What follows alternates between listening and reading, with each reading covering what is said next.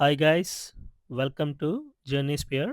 So, ఈరోజైతే నేను మా ఫ్రెండ్ మూవీకెళ్తున్నాం. సో, మూవీ వచ్చేసి 'the Raja Saab'.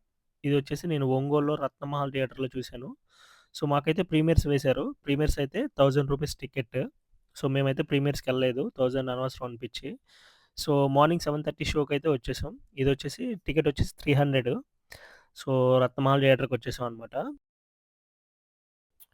So, movie అయితే ఫస్ట్ హాఫ్‌లో అయితే క్యారెక్టర్స్ అన్నీ ఇంట్రొడ్యూస్ చేస్తారనమాట. So, hero introduction and heroines వచ్చేసి 'నిధి అగర్వాల్' అండ్ 'మాళవిక మోహన్' అనమాట. సో, వీళ్ళ క్యారెక్టరైజేషన్ కూడా బావుందనమాట మూవీలో. అంటే వీళ్ళ స్క్రీన్ స్పేస్ అయితే చాలా అంటే చాలా బావుంది. 'నిధి అగర్వాల్' అయితే చాలా బావుందనమాట.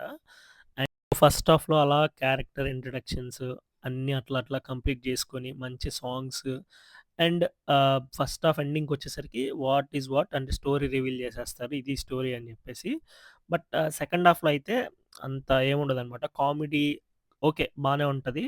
బట్ ఎక్స్‌పెక్ట్ చేసినంత కామెడీ అయితే ఉండదనమాట. ఆర్టిఫిషియల్ కామెడీలా ఉంటదనమాట.